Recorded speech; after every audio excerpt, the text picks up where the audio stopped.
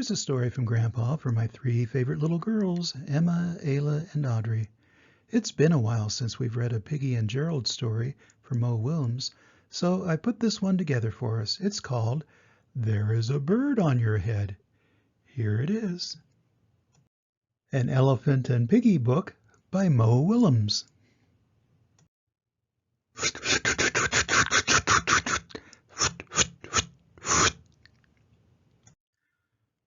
Piggy, is something on my head?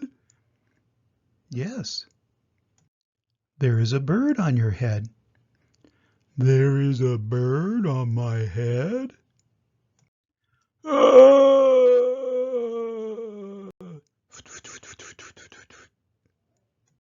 Is there a bird on my head now?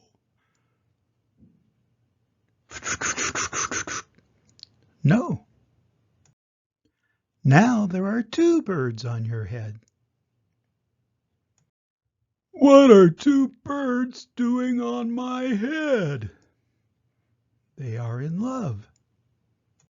The birds on my head are in love? They are lovebirds. Lovebirds? How do you know they are lovebirds? They are making a nest.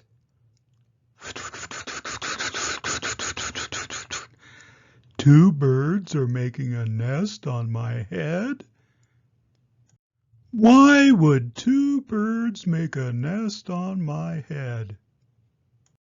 Bunk! I am afraid to ask. Do I have an egg on my head? 1, 2, 3. You have 3 eggs on your head. I do not want 3 eggs on my head. Then I have good news. The eggs are gone? The eggs are hatching. Hatching? The eggs on my head are hatching? Cheep, cheep, cheep. They have hatched. Now I have 3 baby chicks on my head.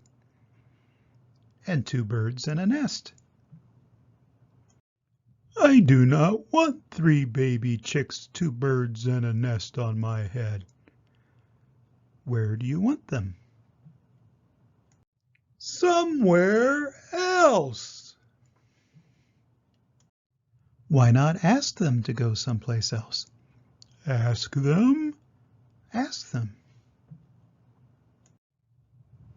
Okay, I will try asking. Excuse me, birds, will you please go somewhere else?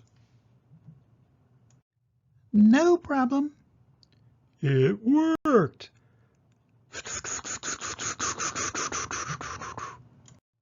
Now there are no birds on my head. Thank you, Piggy. Thank you very much. You are welcome. And that's the end of the story. It looks like Gerald got the birds in their nest off his head, only to have them moved to Piggy's head. So other than being funny, did we learn any lessons from this story? An important one is how to respond when someone is causing you problems. Rather than getting upset and complaining to other people, it's probably always a good idea to first go to the person who's causing you the problem and ask them to stop doing it. In this story, when Gerald asked the birds to move, they did, although they only moved from Gerald's head to Piggy's head, and now Piggy has a problem. I hope Piggy speaks up and asks the birds to leave her head. Always remember that Grandpa loves you, and I hope to see you soon. Bye-bye.